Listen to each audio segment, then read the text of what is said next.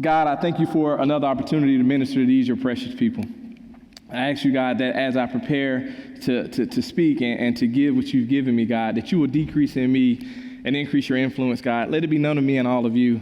God, I pray that you will open up the hearts, minds, and ears of those under the sound of my voice, God, and even those who will watch this later on YouTube, God, that they'll hear from you, God, that with the simplicity of me sharing words, that you know how to speak a word behind that word, so that we'll hear what we need to hear right now where we are in our lives. And I pray, God, that not only will we hear what you're telling us, but we have courage to act on what we hear. It's in Jesus' name we pray. Amen. So, we've been in a series for the last couple of weeks called The Invitation, where I am inviting you on a journey during this season in the life of our church. As Jay mentioned, the first week, the thing I invited you to do was to apologize to those who you owe an apology and to forgive those who you need to forgive. Last week, we talked about this idea of trusting God's word to come to pass. And what we talked about was specifically when you hear a word from God, stepping out on that word or just taking action. And we looked at, as a backdrop for this whole series, in Genesis 32 and 33, the story between Jacob and his brother Esau. And what we saw last week was Jacob heard a word from God. He actually stepped out on the word that he heard. And when things started to appear as if the word wasn't going to come to pass, he prayed back to God the word that God told him. And then it worked out. So today, I hope you're excited. We're going to go back to these same two brothers.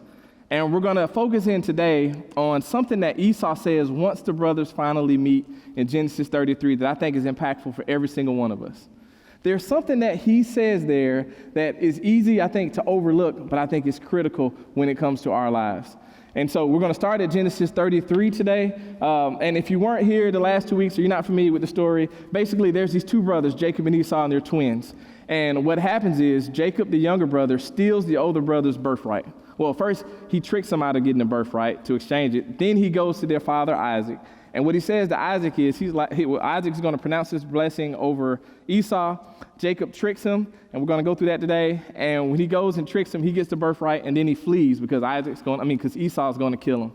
And he flees, and they're estranged for 20 years. Over 20 years, they're apart. And so when we pick up the story today, they're finally seeing each other and meeting for the first time in over 20 years. And this is what happens. Genesis 33, I'm going to read verses 1 all the way down to verse 11. Genesis 33, and I'm going to be reading from the New Living Translation. Feel free to follow or read along from whatever translation you have. And it says this: Then Jacob looked up and saw Esau coming with his 400 men. So he divided the children among Leah, Rachel, and his two servant wives. He put his servant wives and their children in the front, Leah and her children next, and Rachel and Joseph last. Then Jacob went on ahead. As he approached his brother, he bowed to the ground 7 times before him. Then Esau ran to meet him and embraced him and threw his arms around his neck and kissed him, and they both wept. Then Esau looked at the women and children and asked, "Who are these people with you?" "These are the children God has graciously given to me, your servant," Jacob replied. Then the servant wives came forward with their children and bowed before him. Next, Leah came with her children, and they bowed before him. Finally, Joseph and Rachel came forward and bowed before him. "And what are all those flocks and herds I met as I came?" Esau asked. Jacob replied, They are a gift, my lord, to ensure your friendship." So pay attention to what he says in verse 9. This is going to be critical to what we talk about today. "My brother, I have plenty," Esau answered. "Keep what you have for yourself." But Jacob insisted, "No, if I have found favor with you, please accept this gift from me. And what a relief to see your friendly smile. It is like seeing the face of God." Last verse, "Please take this gift I have brought you, for God has been gracious to me, and I have more than enough." And because Jacob insisted, Esau finally accepted the gift. Today I'm going to be talking from the title, Understanding Our Portion. Understanding our portion. The word portion, as it's used today, is basically just talking about the things that God has allocated for us, right? When we talk about our portion, it's just the things that God has allocated for us. And what we're going to do is we're going to explore understanding our portion as we look at what happened in the life of Esau.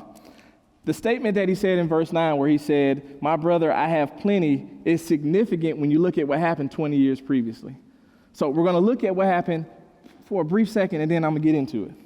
We're going to go back, if you have your Bibles, to Genesis 27. I'm going to read 18 through 40. So this is the exact moment where Jacob sneaks in, gets the blessing, and then runs out before Esau shows up. All right? So this is going to be 27, 18 through 40. And I'll wait a second because I love hearing pages turn. Because, everybody's digital nowadays, so usually I don't get that, It's like, oh, boop, boop, I'm here. So 18, 27, 18, and we're going to stop at verse 40. It says this: So Jacob took the food to his father. My father, he said. Yes, my son, Isaac answered. Who are you, Esau or Jacob? Jacob replied, It's Esau, your firstborn son. I've done as you told me. Here's the wild game. Now sit up and eat it so you can give me your blessing. Isaac asked, How did you find it so quickly, my son? The Lord your God put it in my path, Jacob replied. Then Isaac said to Jacob, Come closer so I can touch you and make sure that you really are Esau.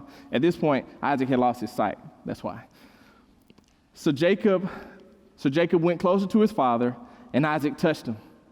The voice is Jacob's, but the hands are Esau's, Isaac said. But he didn't recognize Jacob because Jacob's hands felt hairy, just like Esau's. So Isaac prepared to bless Jacob. But are you really my son, Esau, he asked. Yes, I am, Jacob replied. Then Isaac said, Now, my son, bring me the wild game and let me eat it, and then I will give you my blessing. So Jacob took the food to his father, and Isaac ate it, and he also drank the wine that Jacob served him. Then Isaac said to Jacob, Please come a little closer and kiss me, my son. So Jacob went over and kissed him, and when Isaac caught the smell of his clothes, he was finally convinced, and he blessed his son. He said, the smell of my son is like the smell of outdoors, which the Lord has blessed. From the dew of heaven and the richness of the earth, may God always give you abundant harvests of grain and bountiful new wine. May the nations become your servants, and may they bow down to you. May you be the master of your brothers, and may your mother's sons bow down to you. All who curse you will be cursed, and all who bless you will be blessed. As soon as Isaac had finished blessing Jacob, and almost before Jacob had left his father, Esau returned from his hunt. Esau prepared the delicious meal and brought it to his father. Then he said, Sit up, my father, and eat my wild game so you can give me your blessing. But Isaac asked him, Who are you? Esau replied, It's your son, your firstborn son, Esau. Isaac began to tremble uncontrollably and said, Then who just served me wild game? I have already eaten it, and I have blessed him just before you came. And yes, that blessing must stand. When Esau heard his father's words, he let out a loud and bitter cry. Oh, my father, what about me? Bless me too, he begged. But Isaac said, Your brother was here, and he tricked me. He has taken away your blessing. Esau exclaimed, No wonder his name is Jacob, for now he has cheated me twice. First he took my rights as firstborn, and now he has stolen my blessing. Oh, haven't you saved even one blessing for me? Isaac said to Esau, I've made Jacob your master, and have declared that all of his brothers will be his servants. I have guaranteed him an abundance of grain and wine. What's left for me to give you, my son? Esau pleaded, But do you have only one blessing? Oh, my father, bless me too. Then Esau broke down and wept. Finally, his father Isaac said to him, You will live away from the riches of the earth and away from the dew of the heaven above. You will live by your sword, and you will serve your brother. But when you decide to break free, you will shake his yoke from your neck. If you look at this story from the perspective of Esau, this just had to be such a difficult moment. I mean, this just had to be hard to sit and realize that someone has just done you wrong. Esau didn't do anything to deserve this. Esau didn't do anything to Jacob to make Jacob do this to him. And to make it even worse, that his own brother was the one who did it to him. I mean, think about what they must have felt like. In this moment, Isaac makes Esau believe that his life is going to forever be limited based on what happened to him. That he's going to be limited. That because this happened to you, you're not going to be able to overcome it. And the question I wonder when I look at this is, how much time did Esau spend thinking about what happened to him, thinking that what happened to him would limit what God could do in his life? How much time did he spend just saying, man, because this happened, I'm not going to be able to to get over this. I'm not going to be able to get past this. I'm not going to be able to move on. And I ask this because I know there's people in this room that have had to deal with people who've betrayed you, have had to deal with disappointments, have had to deal with hurt, something like this. Or maybe you're someone here and you've had people speak words over your life just like Esau that said, hey, based on where you're from, based on what's happened to you, you'll never really be able to get past this. You're going to be stuck and limited based on what's happened to you. And I have good news. The good news is that God doesn't consult your past to determine your future. I get it, things have happened. I get it, some of us in here have had trauma, like real trauma that the person next to you would be like, really? If they knew. But if you understand God's provision, which we're going to talk more about in a second, you can have confidence that what God is going to give you is going to be enough. And that's why when we read scriptures like Jeremiah 29:11, where he says, I know the plans I have for you, plans for hope and for a future, you can have confidence there because you know he's going to continue to provide for us. He's going to take care of us. And the reason I say that, because when we look at Esau's story, when we look at what happened, he didn't think he would be able to go past this. But what did he say when we read the story? He said that what God's given me is enough. God took care of Esau. And I believe God's going to be able to take care of us as well. I heard this thing recently I was reading. It said that, when people underestimate you and undervalue you, really the challenge is they often don't see you, right? They underestimate you, they undervalue you. And when I kept reading, what they said was, the good thing about that is when they don't see you, they often won't see you coming either. And when I look at this passage right here, here's the thing that each of us has to settle, is that God's provision for your life is sufficient. That word sufficient really means enough. If you look at the translation of what Esau says, he says, I have enough. Some translation says, I have enough, that God's given me enough. And what I want to say to you is that what God has called you to do, he's provided everything you need to pull it off. Yeah. And you know the thing about that? When I say that, some of y'all like, I hear you, Pastor, but I got questions. like, okay, I get it from the Spirit. Amen, Pastor. Okay, this is church. I get it. But how?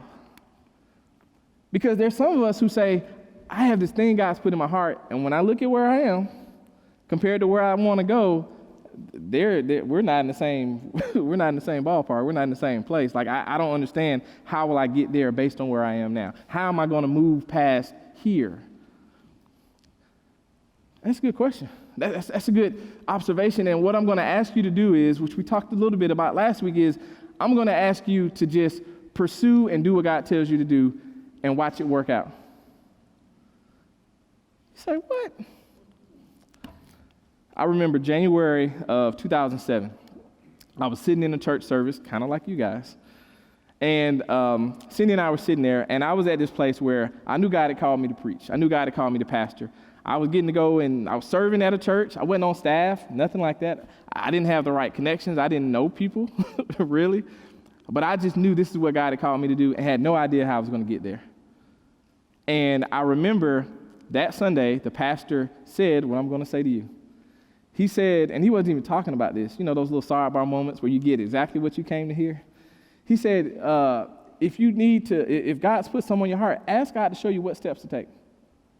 Say, from where I am, God, what are my next steps?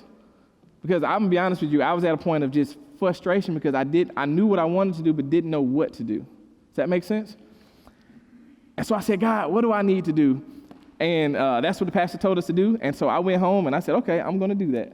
And so I prayed, God, show me what to do. At the time, before there was a Facebook, everybody was on MySpace. And I heard clearly, God said, I want you to go and write a sermon and put it on MySpace. Well, he told me to put it on, I didn't know how social media worked back then. And so I put it on the bulletin board, which is like the equivalent of a wall now, right? And so I was like, well, what do I write? And God said, I want you to write a sermon. If you were pastoring the church today, what would you teach on? And so I sat and literally wrote out a sermon and posted on there. And I said, I talked about faith.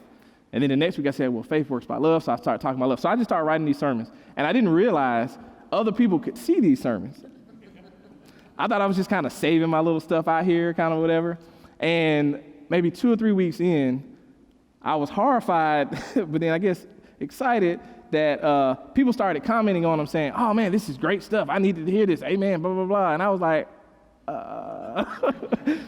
okay.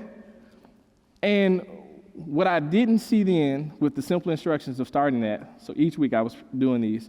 Eventually and I started to refine it. I was like, okay, when you first start preaching, you get excited, and I would just kind of spit up on the page. This is everything I know about faith, and it's 12 pages long. And so then I started to refine it, and I started to work it. And what I didn't realize was God was using that period to train me and prepare me. So at the end of a year, I had 52 sermons done. And then I just kept doing it every week. Then we started sending them out. It was 100-something people we were sending them to, and then we were on Facebook and all this other stuff. And all of that, which seemed, I couldn't see it. Like now you say, oh, I see how God was doing it. At the time, week to week, you're just doing what God told you to do and just being faithful in it. And God was leading the whole process to get me where he wanted me to go. And I say that to say for you, ask him because he'll show you. He'll tell you. Cindy and I could give you tons of stories of how God has done it for us and for other people we know just with simple steps. Sometimes we're like, I need to see how the plan works. No, you need the next step. Ask God and he'll show you. He's not trying to keep a secret from you what he wants you to do. Amen?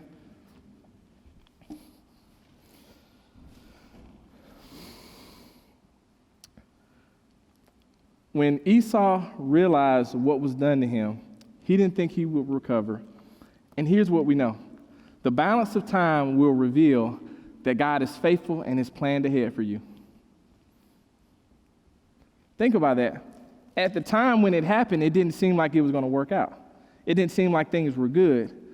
But fast forward 20 years later, when he looked back, God provided more than what his dad could.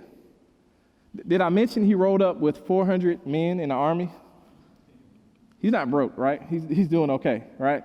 Like he was able to overcome what had happened to him. And I say that because I believe we're able to overcome what happens to us because we're not limited by what men do to us and the things that come against us. We trust God that if he's called us to do something, it's on him to make sure he provides what's needed to do it. Amen?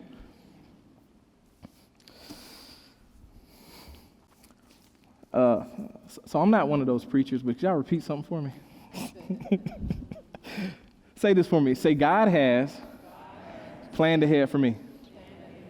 Now, let's say it again, because the first time you're just kind of listening. You're like, I don't know about that, Pastor, but just try it again. Say, God has planned ahead for me.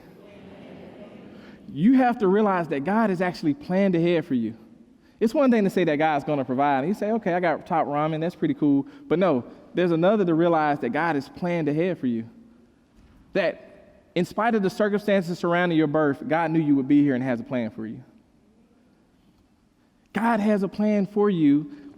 And now it's on us to tap into what that is and say, God, show me what it is. Let's get in line. Let's go and do what you called us to do.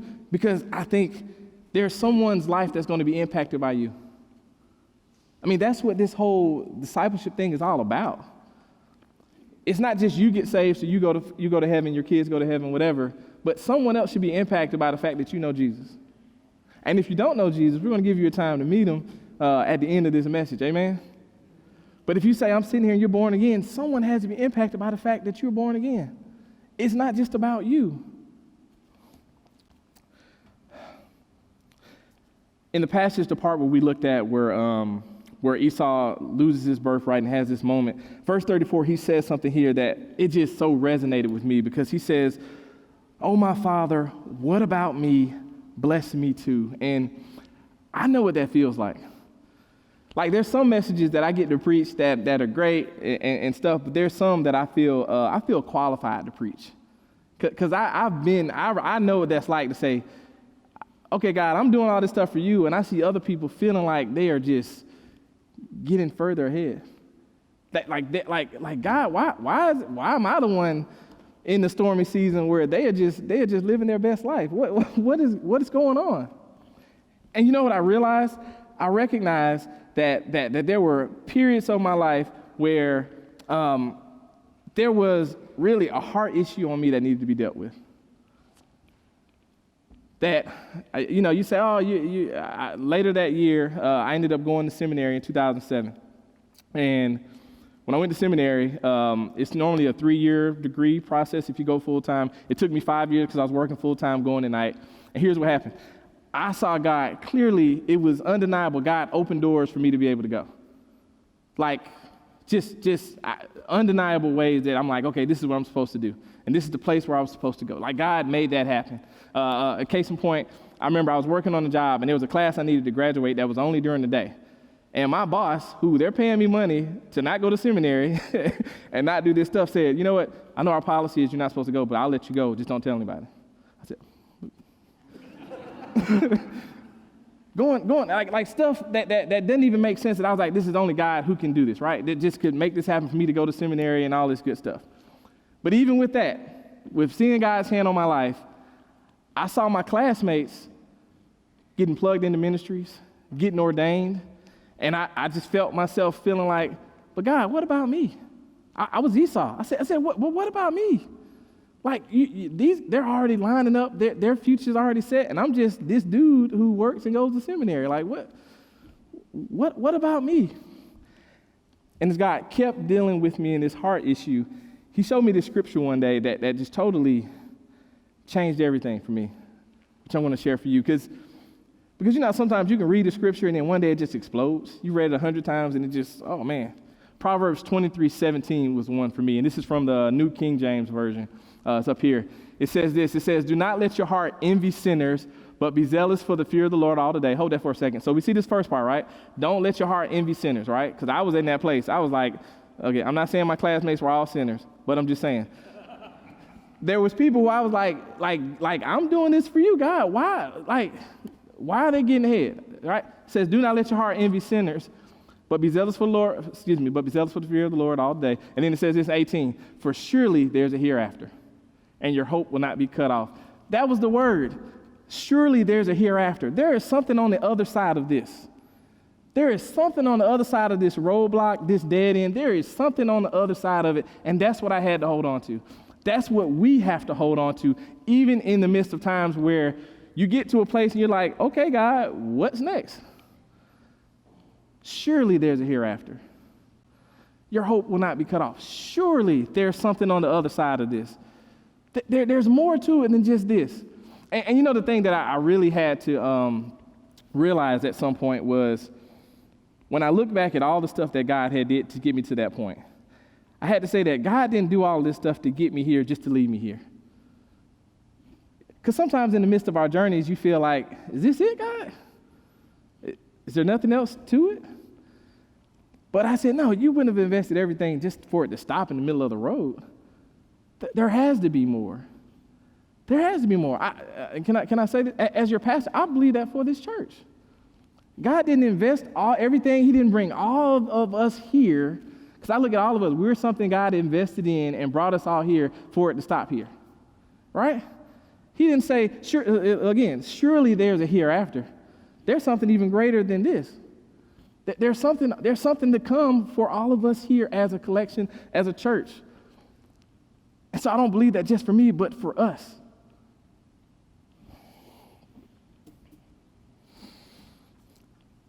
Here's what I had to do.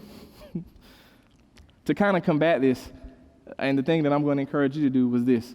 I had to learn to be thankful for my portion, or I'll say we have to be thankful for our portion. I had to get to a place where I say, you know what? I got to be thankful for what God's given me. I got to be thankful for what God's given me.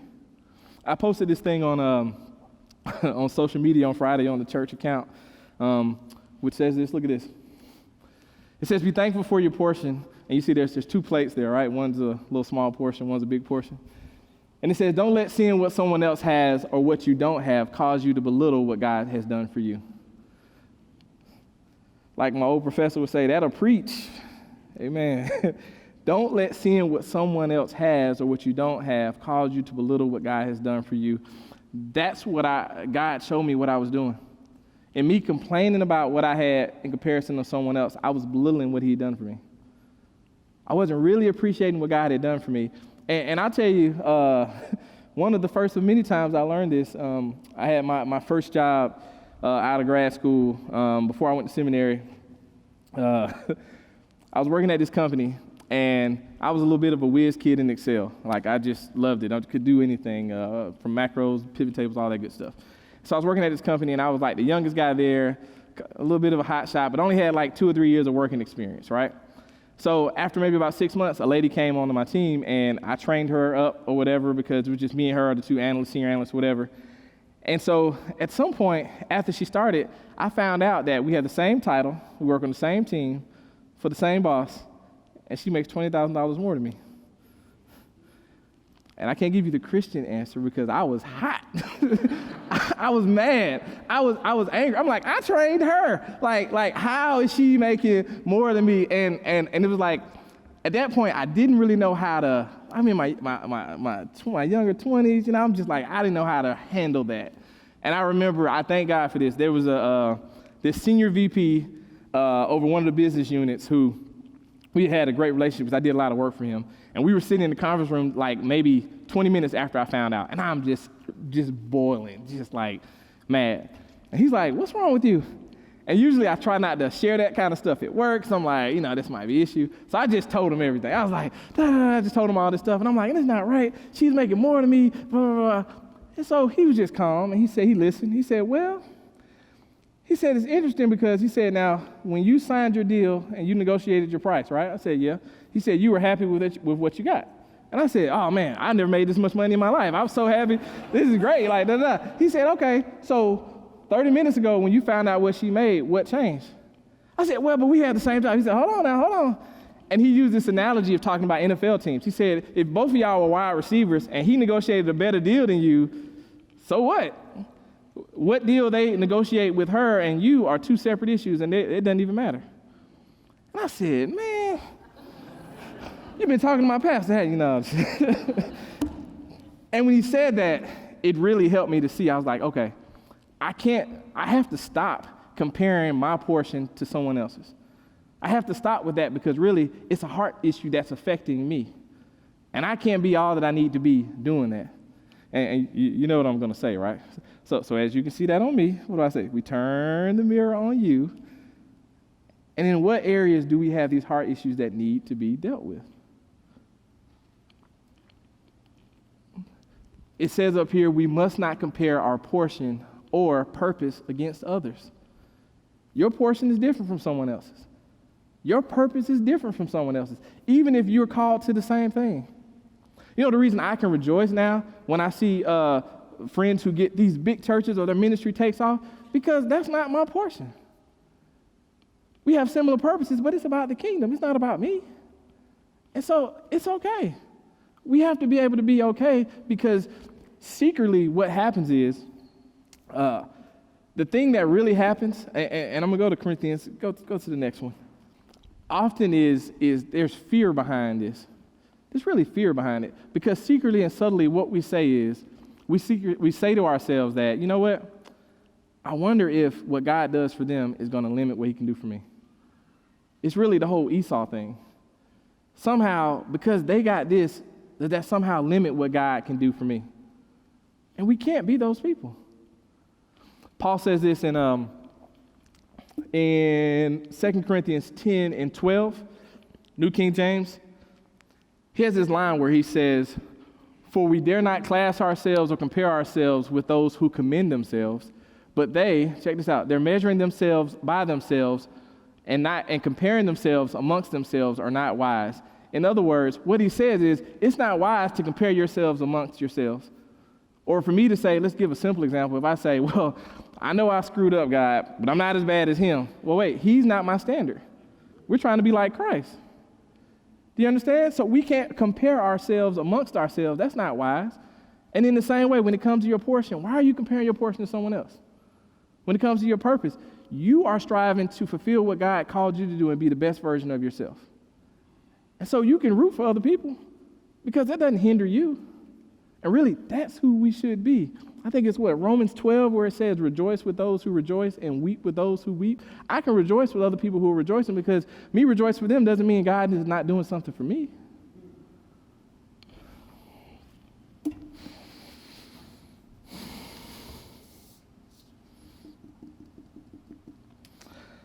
Okay. So for this first portion, we've kind of really outlined the fact that we have to be at a place where we understand that God's provision for us is enough, right? God's provision for us is enough. What God provides for us is enough. So I'm going to spend the last few minutes here kind of transitioning to really talk about the responsibility now that comes with that. Because once you understand that, okay, what God has for me is enough, I believe there's a responsibility for what we do with that. And so we're going to look at a quick parable in Matthew. We're going to go to Matthew 25, and I'm going to read verses 14 through 30. Matthew 25, verses 14 through 30. Very familiar passage. It's the parable of the talents, as it's referred to. And it says this. It says, again, the kingdom of heaven can be illustrated by a story of a man going on a long trip. He called together his servants and entrusted his money to them while he was gone. He gave 5 bags of silver to one, 2 bags of silver to another, and 1 bag of silver to the last, dividing it in proportion to their abilities. He then left on his trip. The servant who received the 5 bags of silver began to invest the money and earn 5 more. The servant with the 2 bags of silver also went to work and earned 2 more. But the servant who received the 1 bag of silver dug a hole in the ground and hid the master's money. After a long time, their master returned from his trip and called them to give an account for what they had used, for how they had used his money. The servant to whom he had entrusted the 5 bags of silver came forward with 5 more and said, "Master, you gave me 5 bags of silver to invest, and I've earned 5 more." The master was full of praise. "Well done, my good and faithful servant. You've been faithful in handling the small amount, so now I would give you many more responsibilities. Let's celebrate together." The servant who received the 2 bags of silver came forward and said, "Master, you've given me 2 bags of silver to invest, and I've earned 2 more." The master said, "Well done, my good and faithful servant. You've been faithful in handling this small amount, so now I will give you many more responsibilities. Let's celebrate together." Then the servant who had 1 bag of silver came and said, "Master, I knew you were a harsh man, harvesting crops you didn't plant and gathering crops you didn't cultivate." Look at what he says. "I was afraid I would lose your money, so I hid it in the earth. Look, here's your money back." But the master replied, "You wicked and lazy servant. If you knew I had harvested crops I didn't plant and gathered crops I didn't cultivate, why didn't you deposit my money in the bank? At least I could have got some interest on it." Then he ordered, "Take the money from this servant and give it to the other one with the 10 bags of silver. To those who use well what they are given, even more will be given, and they will have an abundance. But from those who do nothing, even what little they have will be taken away. Now throw this useless servant into the outer darkness where there will be weeping and gnashing of teeth." A couple of things from this passage. It's interesting. So the interpretation we're using here is the master is Jesus, or the master is God, right? And we're the servants, okay? And it's interesting that the master knew he gave something to all of the servants, right? He gave something to every single one of the servants. But look, he knew which servant would give him the greatest return. Like, you see, he didn't give the 5 bags to the guy with the 1 that was going to hide it. He gave that to the person that was actually going to use it and do something with it, right? But he still, even though he may have knew the one who had the 1 wasn't going to do anything, he still got something. Although the master gave 1 talent to that servant, the master still expected a return on what was invested. He still expected this guy to do something and to do something with what he was given. Last thing is this. It appears that the master rewarded faithfulness. What he said was, "Well done, my good and faithful servants." It wasn't about what they did to get the return, but it was how they used what was given to them. Because if you look at it, what the master's called, what they brought back was small. He said, "Oh, you were faithful with this small amount." The 5, the 2, the 1 were all considered small amounts to him. And so I say all that to simply ask you this. What has God invested in you? And what return is God expecting on that investment? I don't like how y'all looking at me, but that's okay. What's God invested in you? When we think about it, in each case, he just wants a return. He wants you to use what's been invested in you. He wants you to use your gifts, talents, and abilities. He's expecting you to use it. And you know what happens? Usually when we talk about this, the room kind of gets divided. Because people will look at this or hear this and usually put themselves in one of two categories. They'll say either I'm somebody who I feel like, okay, I look at my life, man, God's been good. I feel like, man, God's given me maybe a greater portion, like the guy who had 5. Or maybe you say, okay, man, Pastor, I hear you, but I'm probably like the guy who's been given 1. I maybe have a lesser portion. And you know what? The Bible speaks to both of you. If you're someone who says, Pastor, I got a greater portion, I got a great scripture for you.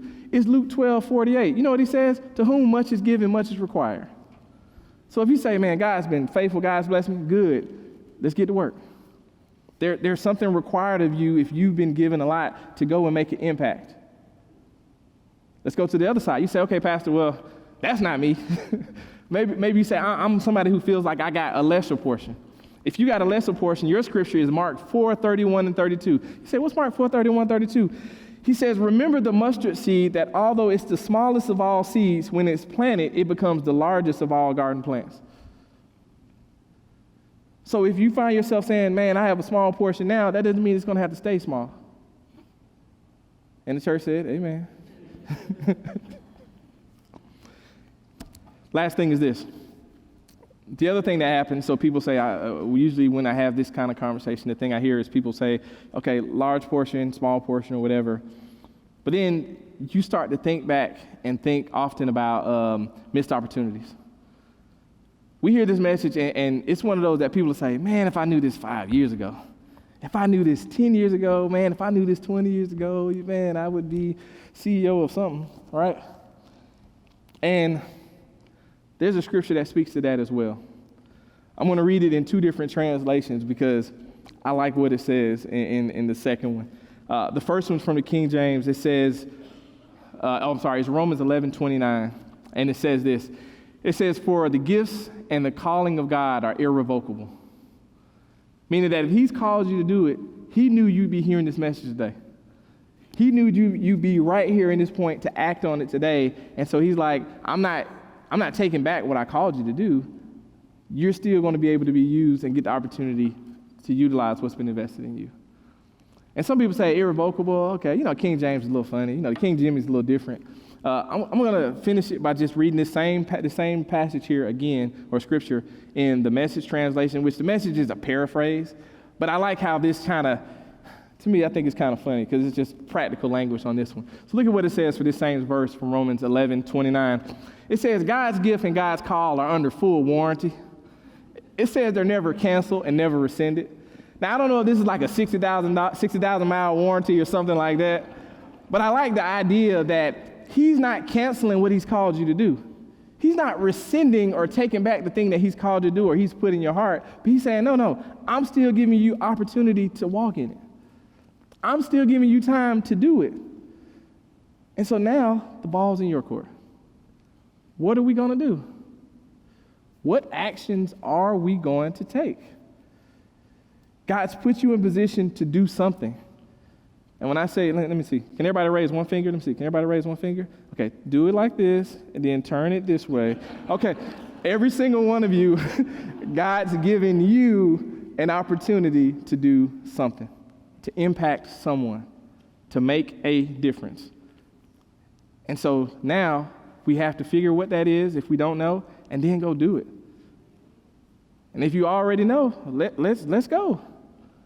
What are we waiting on? Amen? So one of the things that we have to do, first and foremost, is making Jesus Lord of our life. So all of this stuff I said will do you no good if you don't have a personal relationship with Jesus.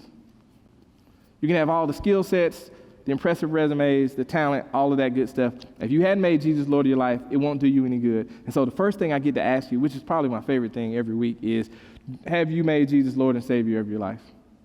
When I ask this question, it's not about church, or it's not about really religion, to be honest. It's about a relationship with Jesus. What you're saying is, I believe that Jesus really did live, that Jesus really did die, and that 3 days later he rose again. Romans 10:9-10 says that if you believe that in your heart and confess that with your mouth, you're saved. Sometimes we make it so deep, and it is not. And so if you've never made that decision, you have to make that decision here before you die. And today is a perfect day to do that. So if you're here today and haven't made that decision, that's the first thing I'm asking. Make Jesus Lord of your life. The second thing is this idea of what we call rededication. Rededication is this idea of somebody says, okay, Pastor, I made that decision to make Jesus Lord of my life. I've already done that. But maybe you find yourself, you've grown cold towards the things of God. You're in a place right now where you say, man, I'm not living the life that I know I should be living. And here's the good thing. God's not mad at you. Like the father of that prodigal son, he's sitting there with his arms wide open saying, come on. As soon as you turn, he's going to meet you. And we can keep going. You know what I'm going to say next, right? It's like that GPS analogy. What does a GPS do? A GPS doesn't yell at you when you make a bad turn. It should, but it doesn't. You make a different turn. Even though it says go straight and you turn a different way, the GPS simply recalculates where you are now and charts a path to get you back to where you need to go. And in the same way, the Father wants to chart a course for you to get you back to do the thing that he's called you to do. And so if you're here today and you need to rededicate, we love to pray a prayer of rededication. Time out. Let's stop wasting time. If it's time to do it, let's do it. Third is prayer. If you need prayer for anything, we would love to pray with you. One of the cool things that happened when Jesus died on the cross was that the veil was torn. So we don't have to go to a priest or anything else. And we can add our faith with each other in prayer. And so it'll be our privilege to pray for you for anything, no matter what it is.